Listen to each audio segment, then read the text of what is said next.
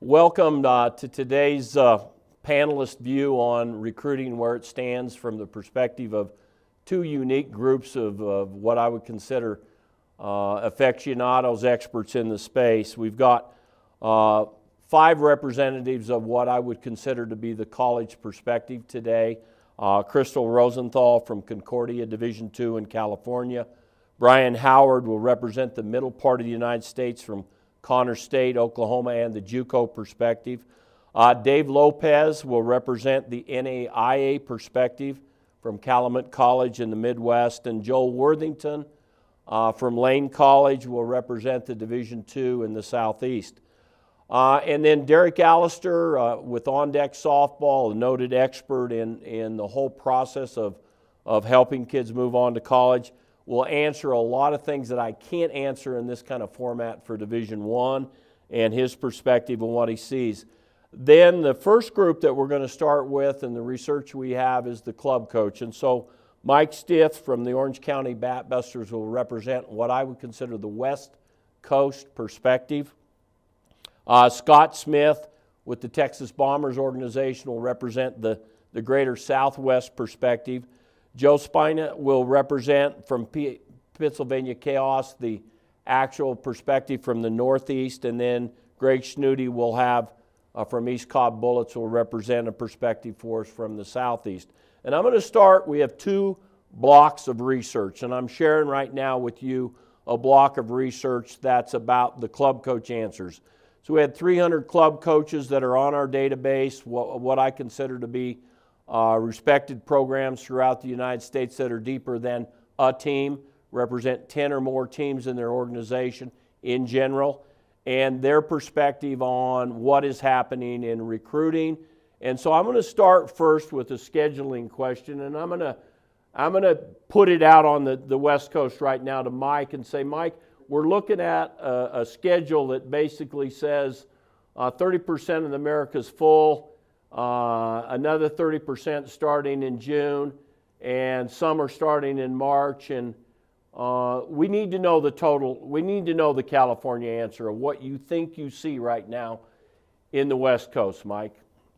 I thanks, Dave, for having me on. I really feel there should be another column with an asterisk. Everything is based off of what we don't know, and that's an odd statement, but yes, we're fully scheduled, but will that play out? None of us actually know.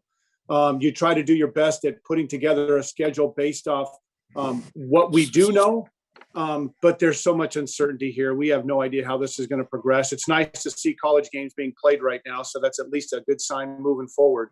But most people have a tentative schedule. It's fully scheduled, but it's all based on the unknown. So hopefully we can play it out, but I would believe most teams do have a pretty good schedule. I would say that Southern California and Arizona are probably a little bit more advanced in their scheduling than Northern California and the Pacific Northwest because of, and you can see that in the events that we've had in Arizona and Havasu. The Northern California team is tougher for them to come down. But I think that there's a schedule set, but I think everybody's kind of waiting on a play it. You see, play and see it, because there's no way to set it to 100%. Okay, that's that. I think most of us understand that you guys are doing the best you can in the West to play with the answer of how do we play. Joe in the Northeast with the Pennsylvania Chaos, explain to me where you're at in this scheduling process. And make sure you come off mute. Greg, why don't you go? Yeah, sorry, guys. Sorry. Can you hear me? Yes, we got you now, Joe. Yeah, I had to go onto my phone. We're having some issues with the storm, I guess, here. We're getting hit with another storm today. So, so I echo Mike's sentiments on that. We're going ahead. We're putting a schedule together that matches our past schedule. We are not, typically we would do the SoCal Invitational in June. We decided to back off that just because, we feel like we're going to need a little bit more time out there to let things settle down. But we're going, we're going to put a schedule together for the kids that we think is advantageous for them, for our program. And, we'll wait and see and adjust from there. Triple Crown did a great job, I think, last year of setting plans that were, secondary plans for teams to at least have some kind of a season. We're hoping we don't have to do that again this year. We're hoping that we can play in the great events that we typically play in. But we'll adjust if we need to. But right now, we're sticking with the plan. Okay, Greg, why don't you jump in there? I'm going to roll down to the next question, and you can hit your scheduling scenarios with that one too. But I'm going to roll in this high school question, and because you are like Colorado, fall thing. What are you seeing in your schedule, and what are you seeing in the influence of high school? Well, we've been fortunate in that we haven't really missed anything. We started last May, and we played all the way through May. We played all the way through June. We played all the way through July. We stayed in the Southeast.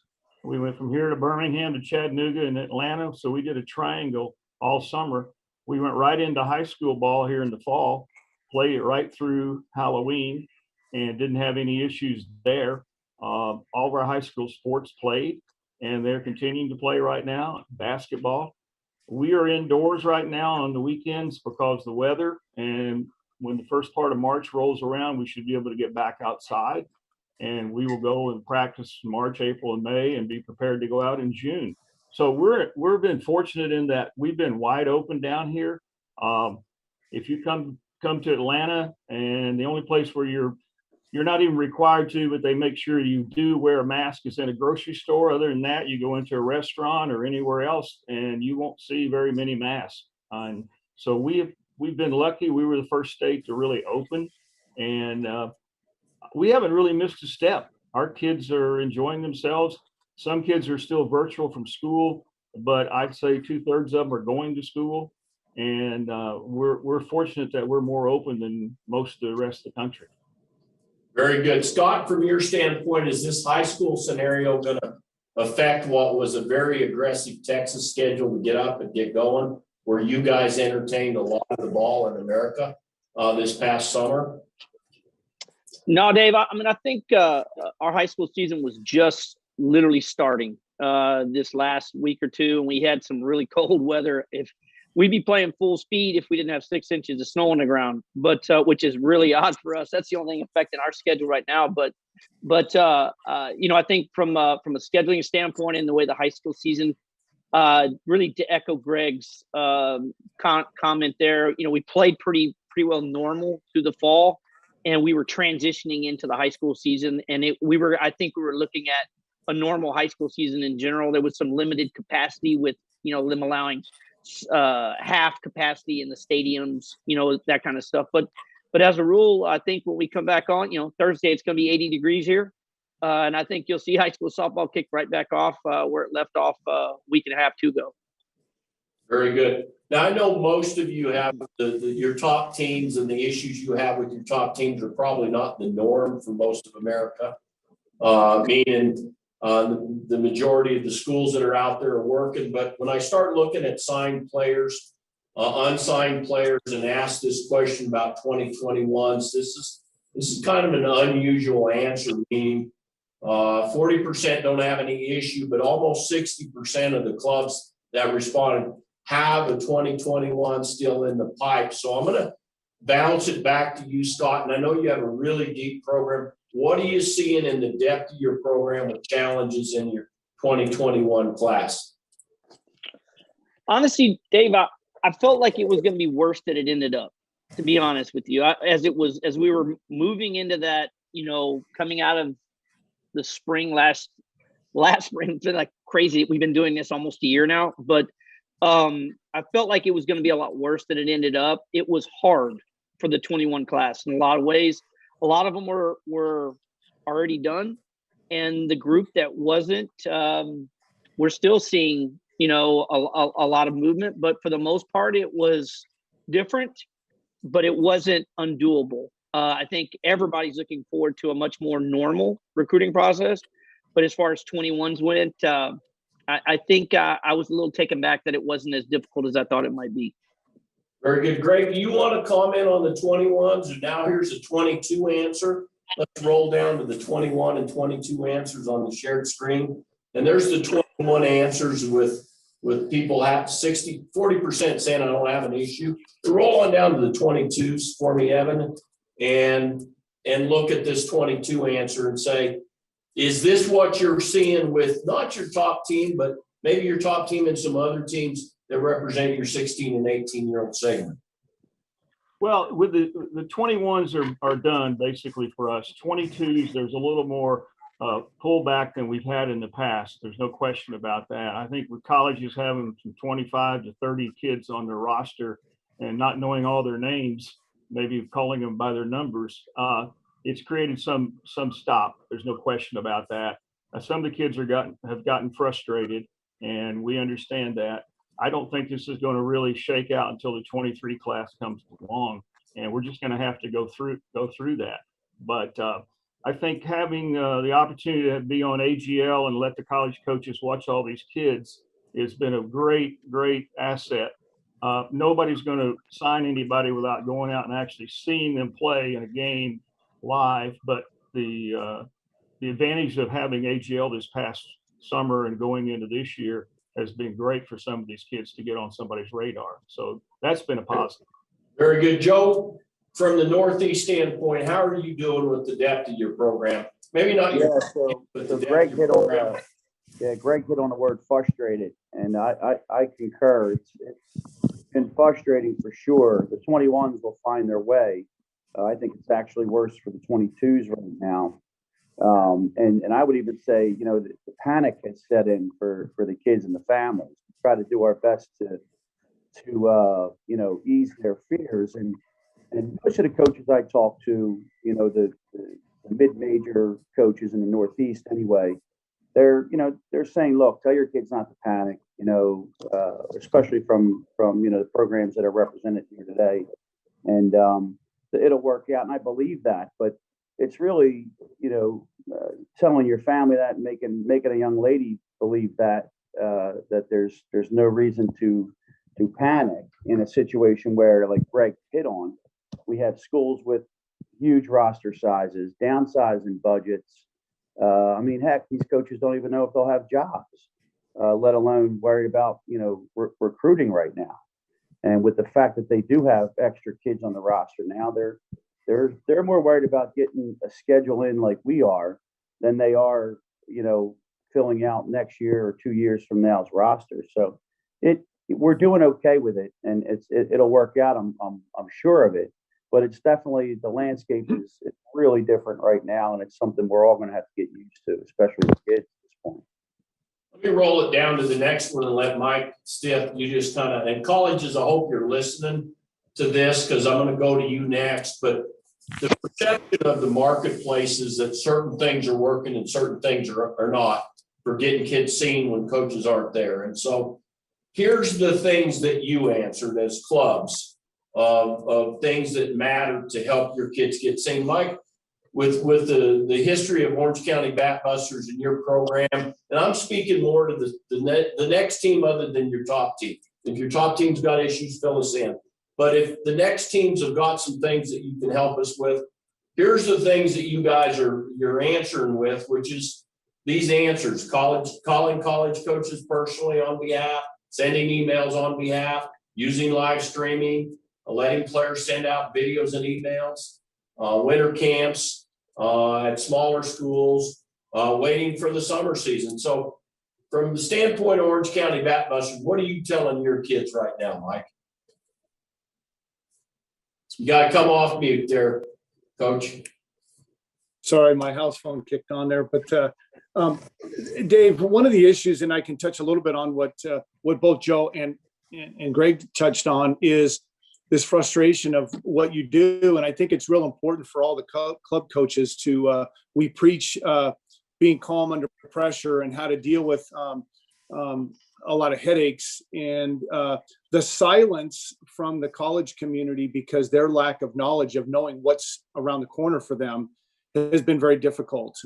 We obviously have personal relationships with a lot of schools that a lot of our kids have played at, and you have different conversations with them, but you speak of the mass, the larger community of our organization, it's nothing's going to go normal. It's going to take an excessive amount of work, a lot of communication. I have people in my program that have a real good relationship with many of the mid-major, the D2s and D3 schools, and they do excellent work getting people out to the events.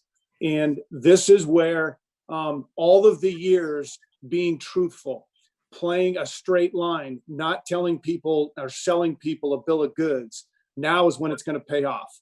Being able to hold the line and have some integrity behind what you're telling coaches, now is when it's going to pay off, because none of them, they're looking for secure answers and kids that they can depend on, because their window is not as big right now. They can't miss now. They can't swing and miss. They need to be able to be precise. So with the 22s and our group throughout the organization, they all depend on a certain level of coaches, and that integrity of these coaches to be able to talk to these people, knowing truthfully they're going to get a good answer and a good player, is very important. And this goes back to be careful what you say one day, because it's going to come back to haunt you. And I think it's important that all these people understand that the college coaches are just like us. They want good players. They want good kids. They want kids that are going to complete their education and do what needs to happen. But in order for that to happen, you got to be aggressive, because there's a place for everybody. It's just going to take an abnormal amount of work, and it's not going to go on a straight and narrow path. It's just going to be a little bit different, but it'll all get done, but it's going to take a lot of extra work. Our next answer or question, thank you there, is this: how do you feel about your efforts? And I think you can see the frustration in Joe's comment here, that blue line of totally behind that's a real statement. There's 35 to 30 some percent that feel just totally exhausted and overwhelmed by it. And then there's another almost 40% that are sitting there saying, I'm behind, but I can kind of see a pattern to what I need to do. And then the number of people that it's routine or normal is not a lot. So Joe, does this match your thinking, this number, and what you're hearing from clubs in the Northeast? Yeah, I think it does. I think, for our program, we're a little bit more secure, but it certainly, I mean, it does match, I think, the Northeast and the landscape where we're at here today. And how can it not? I guess it's kind of the new normal for right now, at least for the next few years.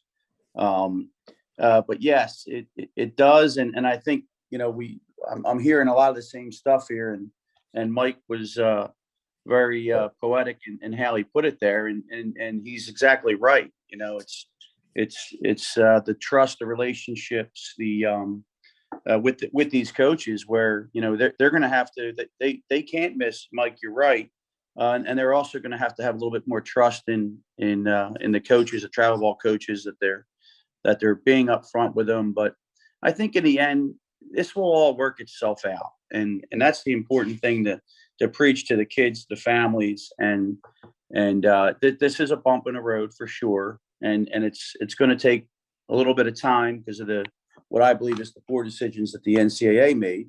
But it will come back to some kind of normalcy. But it's going to take a little time. But the poll was pretty much spot on as I see it. Here's a loaded question for you, Scott, and you believe that the coaches are going to return, and if so, what's it going to look like in the summer? Is it July? Is it September? And I think you can see that as a group, we're I don't know if we're realistic or pessimistic, but somewhere out there we're saying we think coaches are going to come back and watch games. If we think it's June, based on what they get approved, and have camps. But Scott, what's your take here? Because what you're doing in Texas is not a norm, but it has some abnormal behavior like the rest of us in college coaches. Yeah, Dave, I'm like everybody else. I think we're real hopeful that this is the last push of the dead period. I mean, that's what you keep your fingers crossed that. And it sounds like they're being a little more forthcoming about giving us some information by March as to what that's going to look like in the rollout. That's the first time the NCAA has done that, and I'm taking that as a really good sign, right? That's That's the part I took away from that. I'm going to find it real hard to believe that they're going to be able to play all spring and then decide that they can't come back out in the summer. Like that's not going to square with me very well. And I'm going to be really disappointed for my players if that's the case. If they could figure out a way to play, but then not send out a couple coaches this summer to watch travel ball teams that are figuring out a way to play. So I would like to think that that's a bright spot that's coming for us in the future, is that they are back out. And I think if we do a good enough job of like what Joe and Mike and all these guys are doing, is just kind of holding the ship in place and doing all the things necessary to prep for that, that process will be even better come this summer. And I think that that's got to be what our focus is on right now, is spending time preparing for that moment and making that transition for the college coaches back out to the ballpark a really good one on our behalf. It can't just all fall on the coaches. Hey, you just got to get back out and recruit. I think some of that's got to fall on us as travel ball teams to position ourselves so that that's an easy transition for them. So now we got this relationship we're all in the middle of, which is the people that we got now getting ready to go to college and the people we got in college telling us something. So I'm going to go to Snooty on this one, Greg, and say, is anything here ringing a bell to you where you're talking to your college players and you're hearing the theme of this roster size, the weight and the stress of COVID? That answer just blew me away. 25% of the people, it's wearing them down. The process, the testing, the lack of a sorority or fraternity environment. What are you hearing, Greg? I think the transfer portal is going to be just absolutely huge come summer. There's going to be a lot of discouraged kids on rosters right now. They're not going to get an opportunity to play. And I think some of the fifth year and sixth year seniors that are back are going to block the progress of freshmen, and you're going to see just tremendous amounts of kids trying to go to another school. Are those schools going to be open to recruit other kids? If there's an outstanding player, they'll figure out how to get some money for them and get them there. But I think that's going to be a very, very big situation. I also want to touch on, what Scott said about getting out and seeing college coaches again. I've been told by several college coaches in the last week or so that they're going to move the deadline from April 15th now to July 1st. They're not going to be allowed to go out. And I think that has a lot to do with fiscal years starting at university levels. And one of the biggest reason I was told was that basketball, the month of July is the biggest basketball month of the year. So college coaches are out and they're playing games every day in a different city, and they've got to be there. So that's going to help influence the opening of colleges being able to get out. So if we go to Denver, or we go to Boulder that week of July 1st, that's probably the first time we're going to see them. And they're going to be ecstatic. And we haven't seen them either, maybe on a Zoom call or on the phone, but they're anxious to get out there. And at the same time, though, there's going to be a lot of turmoil come June when kids go into the transfer portal. Mike, thank you, Greg. Mike, on your standpoint, what's the take on the kids you got in programs right now on this where they're at today and their happiness or their quotient with their experience right now, their college experience? Is it this?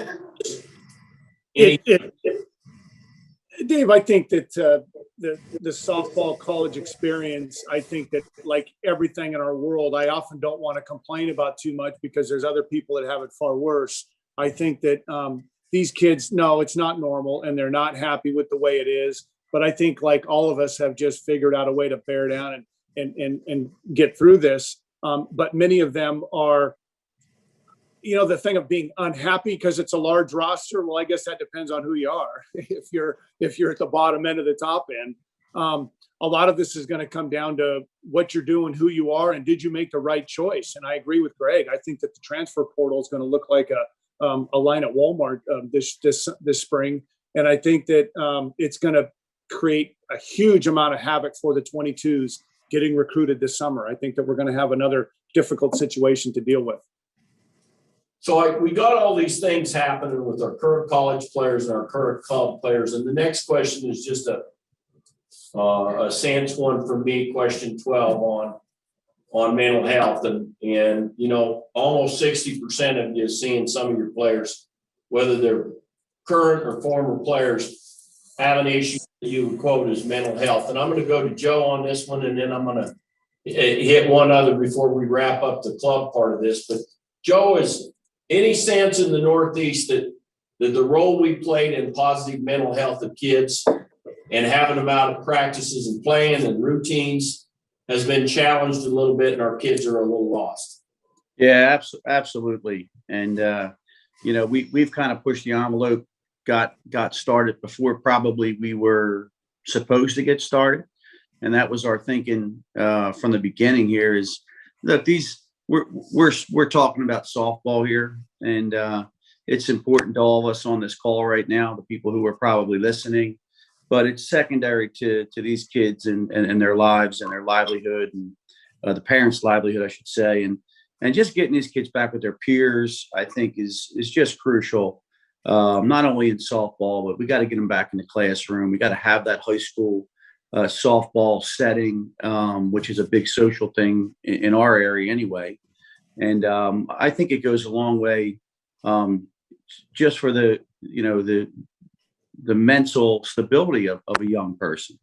And that will help. That will just follow through and flow through with the recruiting as well. They might not be as anxious with that if things are a little bit normal in their own lives. So yeah, I agree with you. To touch back just 1 second on the kids who are currently in college, it doesn't.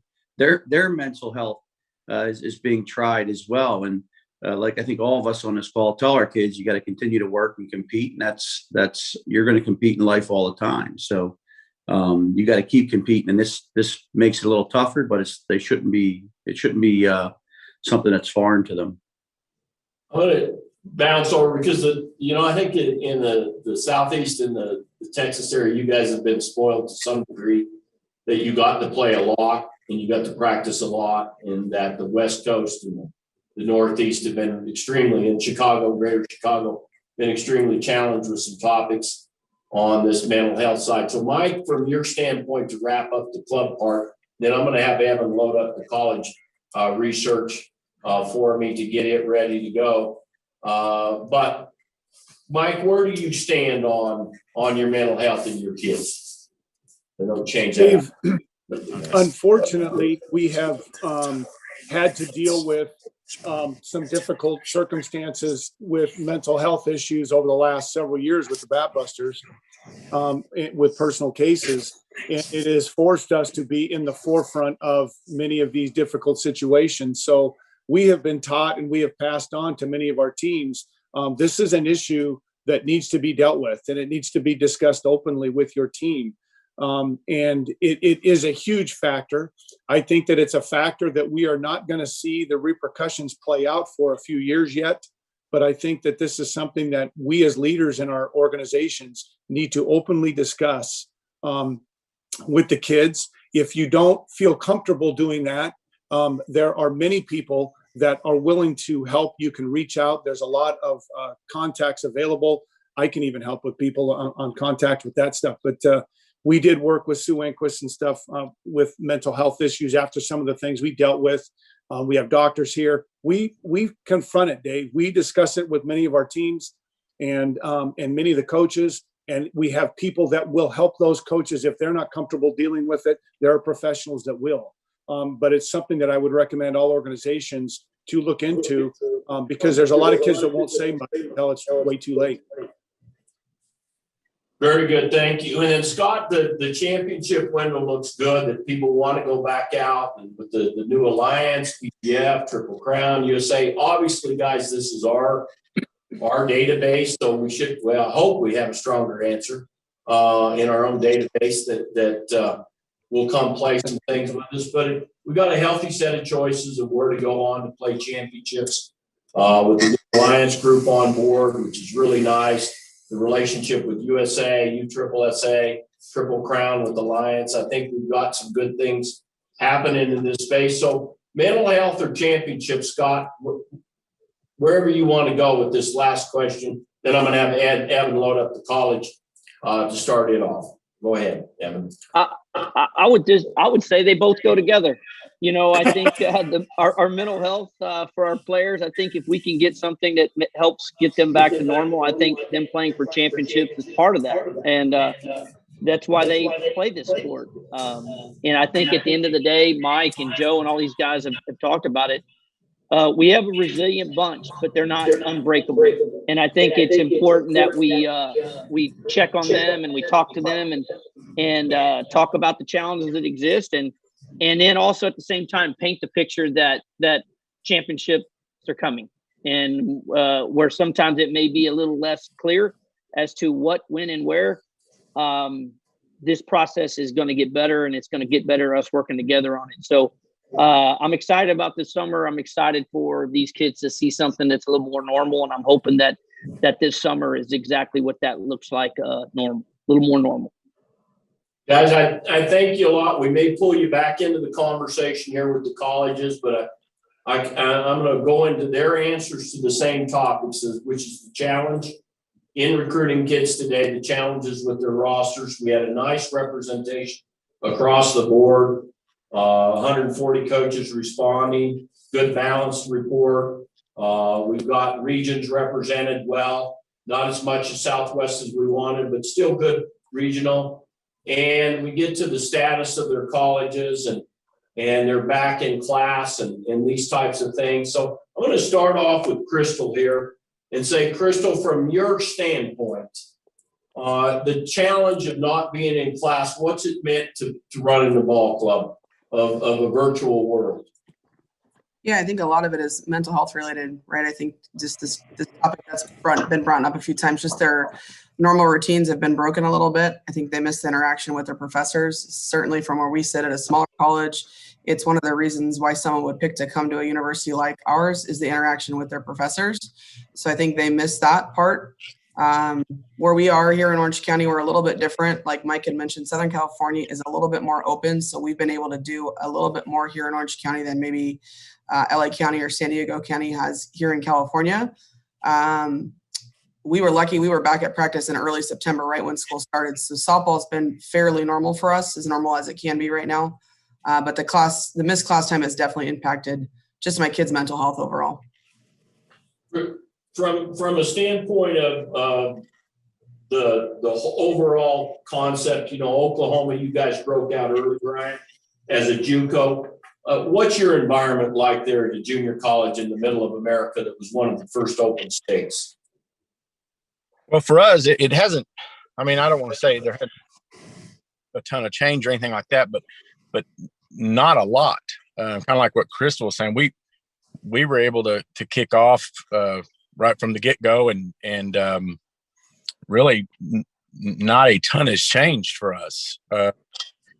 We've been split between virtual and in-class learning, and so our kids are getting some of the interaction with professors, not total, but some. And so, we got a roster size of around 21, 22. And so we've been able to stay up with them, but we've still been able to see some small camps and things like that from a recruiting standpoint. And so, not a ton has changed other than the obvious stuff with the mask and the smaller groups for workouts and things of that nature. That's a great report for America to hear. There's pockets where, there's a routine that keeps it all going. Dave, in Calumet College there in the Midwest, what does it look like there for you, Dave? We've been lucky. 8 of our schools in our conference, we have 12 schools in our conference, 8 of them are in Illinois. So they were pretty much shut down all fall. We were lucky enough to pretty much have a normal fall. When I say normal fall, we were outdoors until October 31st.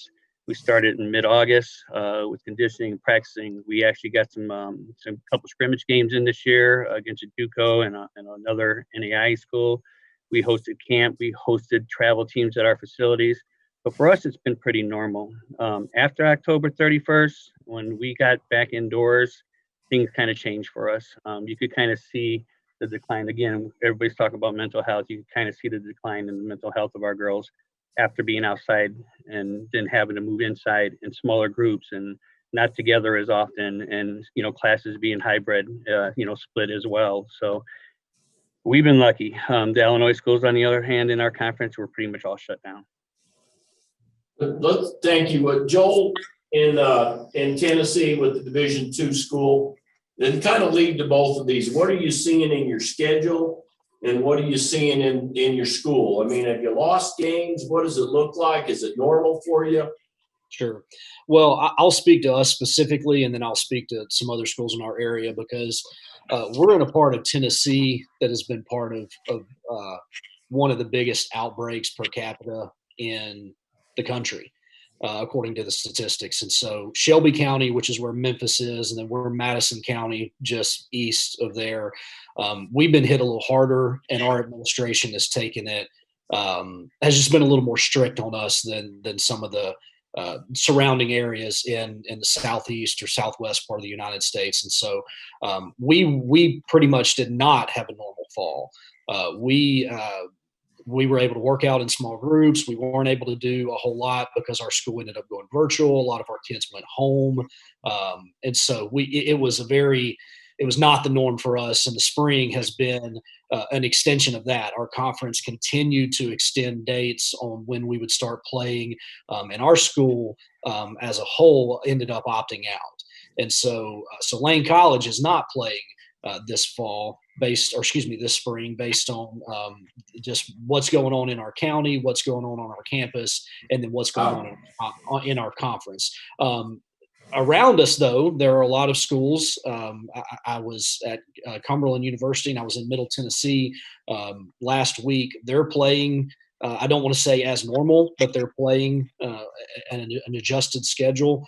And, we're back at it the best we can in this area, but just kind of depending on the pocket of where you're from, whether it's your county or your city or wherever, it looks different. Just depending on where you are. Thank you. I didn't know that. So, Derek, from a standpoint sitting in the middle of this whole process of kids and colleges, what's your take on the environment we're in today? And obviously you are considered an expert in this space of helping kids and helping colleges. What's your take on this information and what you're seeing here? Yeah, well, first, Dave, thanks for having me on. Really appreciate it. At the Division I level, which we deal with prominently, I think the experiences vary widely. There are some schools that have been open for business and been doing their thing right along, through the fall and into the spring. Some of those schools are traveling now. Arizona State's having the Kachikawa tournament still. So it's business as usual. But there's Pac-12 schools that in the fall had to practice and could never share a ball. There are other schools that just started practice a couple of weeks ago. So I think depending upon where you are, your experience differs. And that's just really, really tough, so. What are you seeing, Derek, in roster sizes? I mean, you deal at every level. What would be a synopsis? I mean, I've got research here saying that 50% of America looks about the same roster size. And then I've got this other 50% that go from 1 to 10 more players. Yeah. What are you hearing? What's a norm that Derek Gallister's hearing? Yeah, we're hearing roster sizes are big. But one real thing I want to throw in there real quick is the announcement yesterday about the calendar. They've extended the dead period through May, but I think it gives a window of opportunity. What the coaches are telling us is they think it might provide a transition into a normal summer, and that's what they're hoping. But they also came out with an interesting announcement that said on the 15th of April, they were going to offer some more clarity. And that's going to be really, really good. Now, as to the roster size, I had an SEC coach tell me that she had a roster this year of like 32 kids, and she normally carries 22.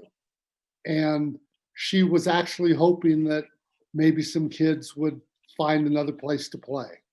over the course of the fall and this spring. And I think what Greg and Mike said about that transfer portal is just huge. I think that's really important information because there's going to be a flood of players on the market from transfers, 2021's falling through the cracks, and I think it's going to really trickle down to the 2022s. You see it carrying through to that standpoint on this roster side. I'm going to jump to the next question about recruiting in general. I'm going to go to this travel concept, and we'll get back to roster size in a minute.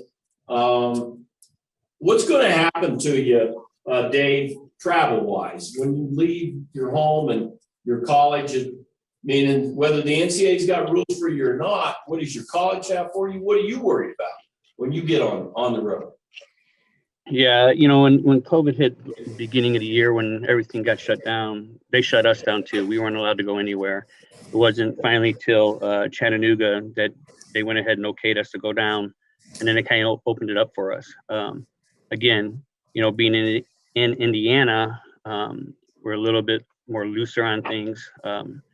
So the school itself we have somebody that's literally following the CDC and following COVID like strict. And basically, before we go anywhere, we have to get it approved by them.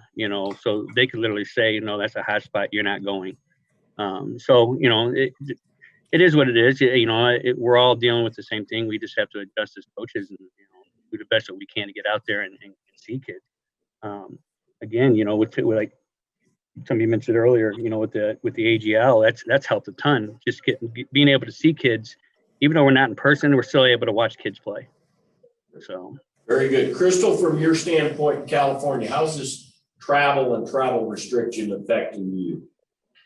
I think just the basics of like what happens in a game. How many kids can you have in your dugout? Where do you spread out to? How many can you have in a van? How many can you have in a bus? Those are things you don't normally think of. So those are certainly, I'm actually the athletic director here as well. So I think just for every sport, figuring out what we're comfortable with, because you're also still trying to offer an experience to your student athletes. So I think trying not to restrict that too much. And then I think where you're visiting, what they allow, and kind of what Dave said, we've got to figure out where our hotspots are, who will allow to come to our campus. We've played a couple Division I schools in exhibition games just this spring and just kind of seeing what the different protocols are in California. It's been interesting. It's different in every county that you go to. So it's been interesting to see. But honestly, I think what you're going to see is budget implications over the next few years. That leads to the next question here, which is I've got a broad question that was behind a travel question. So I can assume that they weren't sure whether it was a travel cut or cuts in general, but the barometer shows that 42% average cut and at least 42% of travel, maybe the whole budget. Are you seeing similar things with you and your counterparts in California? I think we're okay right now. I worry about some of our counterparts in California. In the Cal State system, that's a worry, I think, for public school system. I think that's going to be every state, to be honest. And it's hard because, like anything, once you get something taken away from you for whatever the reason, it's hard to sometimes get those things back, whether it's games or it's budget or whatever it is. So I think that's going to be a serious thing to moving forward for all levels. I don't care if it's Division I or junior college. I think all of us will be impacted probably by budgets. And I think for the next couple of years, we'll see those things kind of play out. Joel, from your standpoint in Tennessee, obviously without a team, what was the finances have any bearing on the decision by the school about COVID, or was strictly COVID? Yeah, it was the finances didn't. We're actually in that regard doing pretty well, thankfully.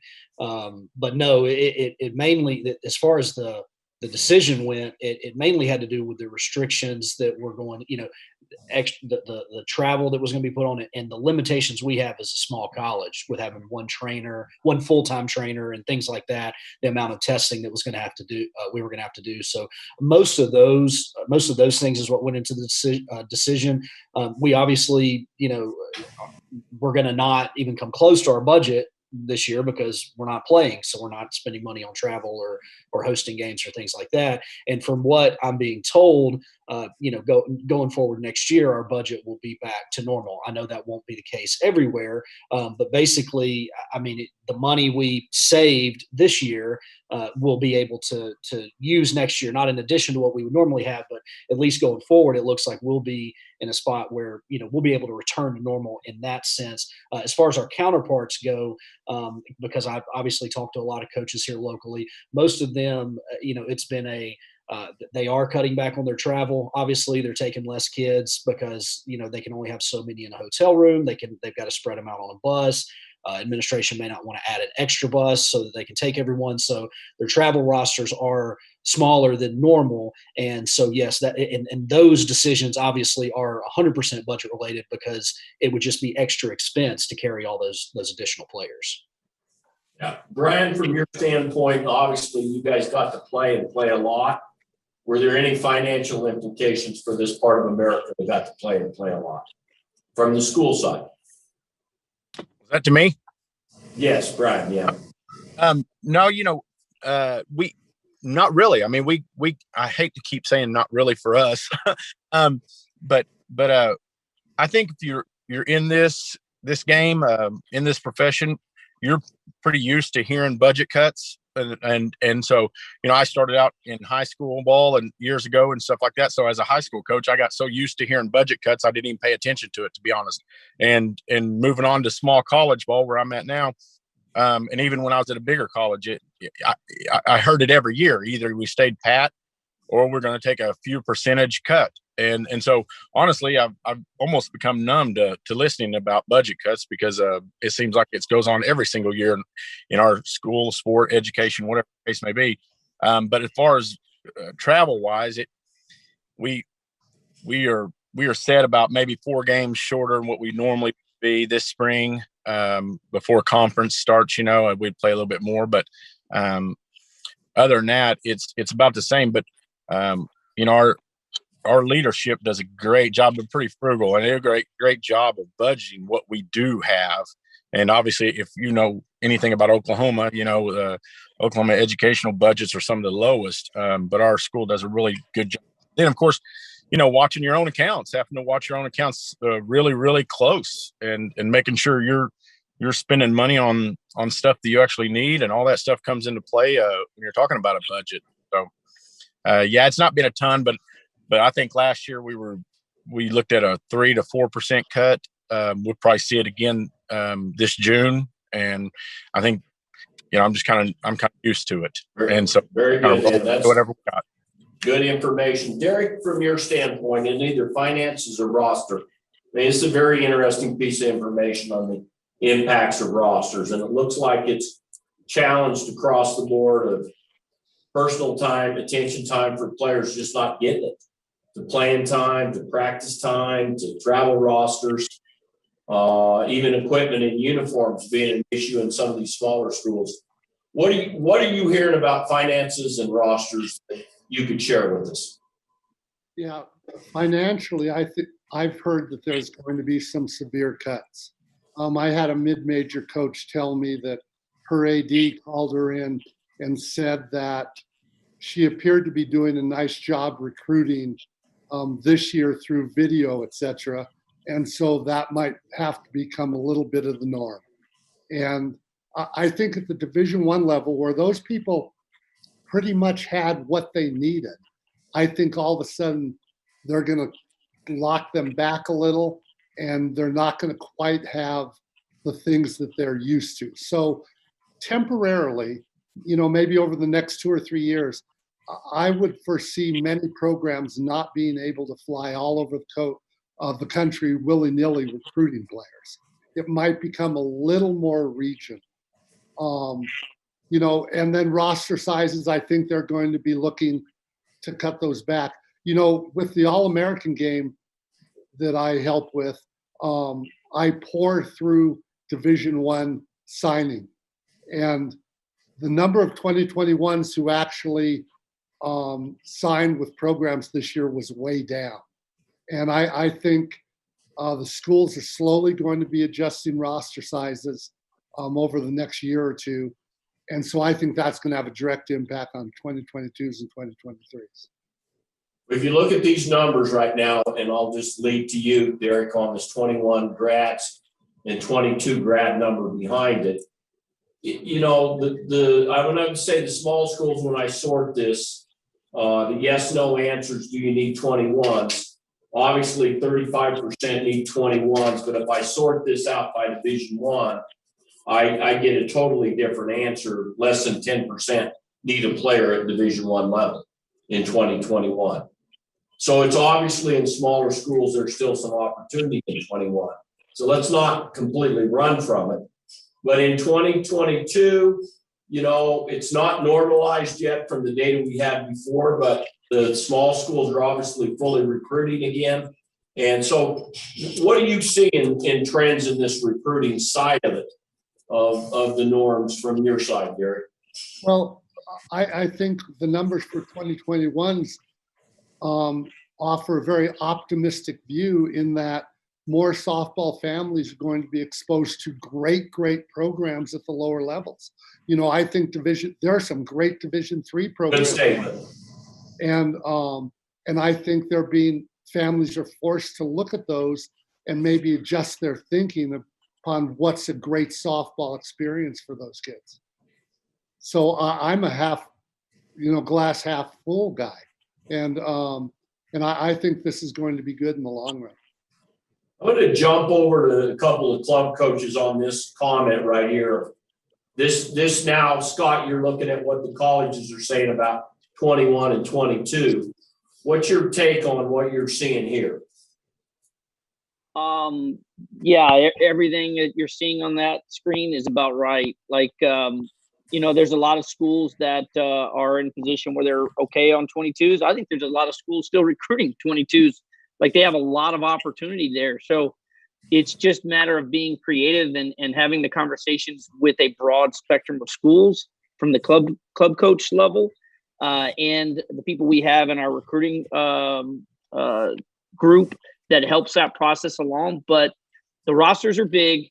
I think you're seeing a lot more kids get redshirted this year too. I think that's an action. We had some really high level players take a redshirt year this year because of the roster size. And I think that's going to trickle down into 22s and 23s. You may see red shirts be a little more prevalent. But you're starting to see more coaches talk about 23s a little more right now in preparation for this summer and then what's coming, you know, on September 1st. So I think they're all interconnected, but I think that the numbers that you're putting up on the screen are pretty dang spot on, Dave. Okay. Greg, from your standpoint in the Southeast, what do you take on this 21, 22, 23 dilemma that 21 is other than small colleges is tight? And then I'm going to bounce back to the colleges and get their snapshot on it. Well, I think the 21s are done. 22s, there's still some issues there. The bigger schools, the high level D1s, they're pretty well set through this 21s and 22s. 23s, there's a lot of confusion about what to do there. They'll wait till the summer to get out there, hopefully, and to be able to figure out what they need. The roster sizes of each of these schools are going to change dramatically. And I know of a school that had a huge freshman class this past year, and they had to turn down some kids they'd committed to 22s. They just said, we're not going to have room for you, and we're just going to have to cut you loose. And this was a very high level school, and they're going to have to go find somewhere else to go. So it's just something we've never been through before, and you're going to have to be quick on your feet and try to figure out how to make it work. Crystal, from your standpoint, California, what experience are you seeing this 21 to 23 dilemma? Same thing, big rosters, you know, and having just student athletes on our own team deciding if they're going to use their COVID year of eligibility or not. That's not always clear for everybody, and deciding if they're going to grad school or they've got different plans. So I think trying to be good to your current kids that you have. And in our area, there's always an opportunity for a lot of transfers because we have people coming back to California from all levels. So that's just, there is not a shortage of players available in any class right now. So it is confusing, to be honest, as you look forward to think what is your best avenue. Division II, we can go out right now, so we're able to see. There's just not a lot for us to see in California. It's part of our problem. So I think sorting out what our roster will look like truly is going to take a minute, at least here for me. I've got a couple kids on the fence, and so when I know that, so for me, it will go probably slower than it would have had I not been waiting on current players to decide what they'll do with their COVID year. Let's jump over to camp business, and you run with that, Crystal. This is a horror show for kids that were used to going and being seen at a camp and being worked out in front of the camp environment. I mean, that right there's got the headline uncertain all over it again. In other words, I can't go to a camp because everyone's uncertain if they could ever run one. When do you get to run camps, Crystal? And just that simple answer. Yeah, I'm praying in the summer. I'm praying that California opens up and we can do that. It's an important part of our component is just interacting with kids on our campus with camp, but very unsure, hoping for the best. Dave, what about you and camps? What's happening for you? What's the date? For us, it'd be the fall. It'd be in August, September. We run and it's more of the fact that being a small school, NAI school, we got kids from all over the country. We just don't have enough, availability with the girls, getting here to help with the camp. But we kind of do all our stuff in the fall. Plus, it gives us an opportunity as coaches and the staff to get out and recruit a little bit more. But you're not good till the fall. Correct. Oh, let me jump to Joe's Pennsylvania Chaos. What are you seeing for your kids as far as being able to get on a Northeast campus camp?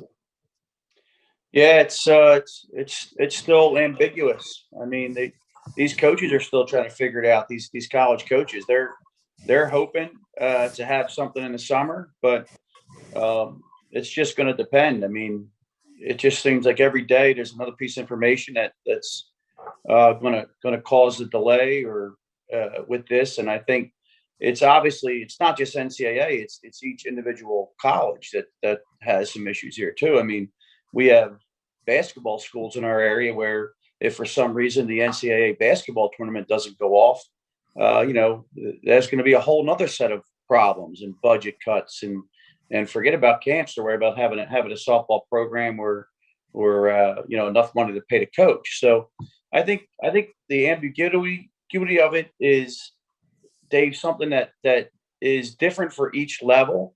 I mean, right now I have Division II college coaches going and giving camps at a remote location in our area this weekend. So they can do it, but the Division I college coach can't do it. So COVID can only get Division I college coaches and recruits, I guess. But that's the frustration that I think everyone across the board is feeling right now with this. And I think that maybe Scott had touched on a little bit about seeing some clarity in the future. I don't see it as much because they just keep pushing this deadline back.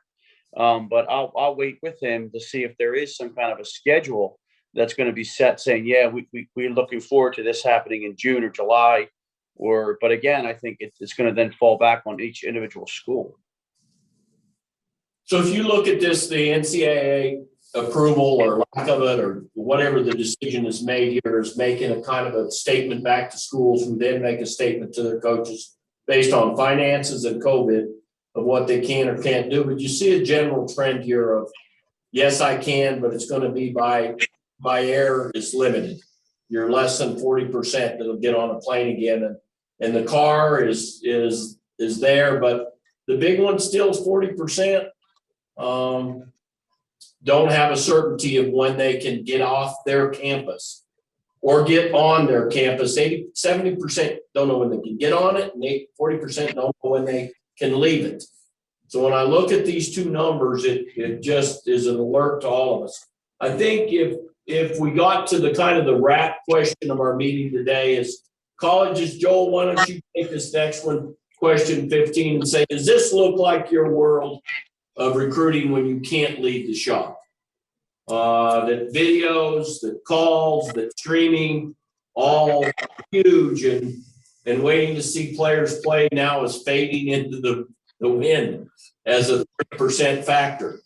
Yeah, it definitely helped when I first started and everything was just really shut down. I used some recruiting services. I used obviously get receiving videos or talking to area scouts or coaches and things like that. So yes, as you can see, it's spread out all over the board.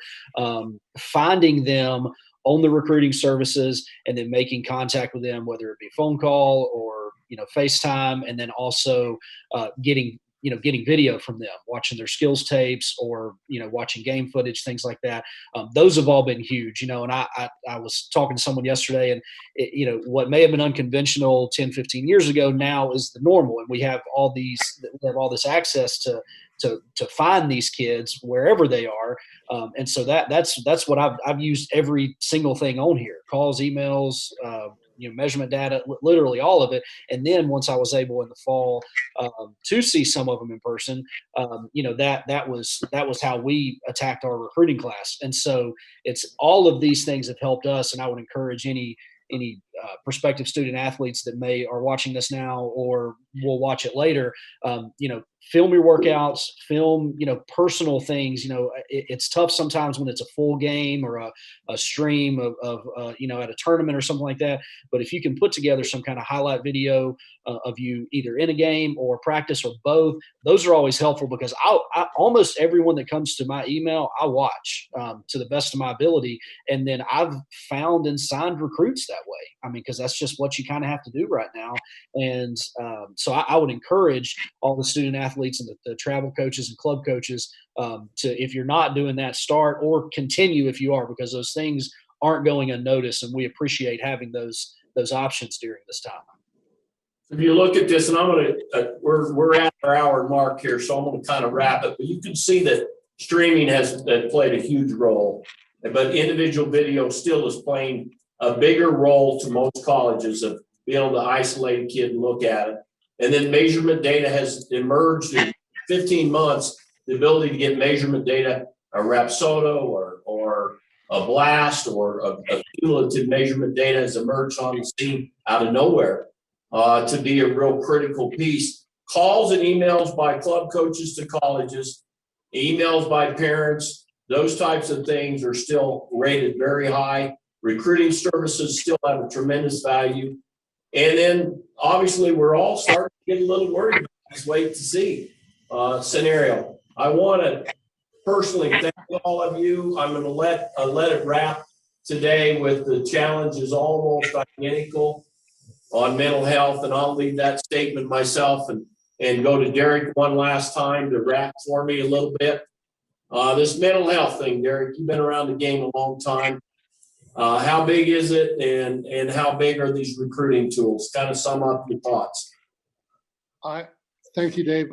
I think the mental health issue is bigger than any of us think. I think if we think it's a big deal, it's probably even a bigger deal. I talk to my basketball friends, and they're really struggling with it right now. Some players in the softball world we hear from just are not having a good experience. And I think this is just some big dog in the room that is going to explode here over the next few months. But as to those tools, I think they're spot on. The higher level D1s, obviously are going to stand pat if they can. The lower level D1s are going to make use of all those tools. So all anybody can do is just do their best and move on from there. And I would say, to wrap it up for you all today, I thank my guests, the club programs that have done an outstanding job, colleges representing all people here, Derek and myself in the space on a regular basis of trying to help the process. I would say to all of you, know the facts. Realism is a good tool to have. Pessimism is not in the midst of this. Optimism is a nice piece to have, but if you realistically look at it, you can build a plan and work a plan. And I would urge all of you out there listening to this today to take the pieces of what you've heard today and build a plan. Build a plan for your family, for your kids. If it is just a team, build a plan for your team, and then work the plan with the data that we've given you. Your odds will go dramatically up that success will be good. And then put an alert around that you have a role to get people back playing, and that playing is the number one checkbox to mental health. Number one checkbox. We're back out there, we're socializing, we're normalizing, and that checkbox is one we can provide as an industry to get our kids back with any governing body, any program, any team, back on the field, back practicing in a normal routine, and we have a role. I thank you all very, very much again for being part of this and sharing this valuable information, and I'm sure we'll have others. Thank you all.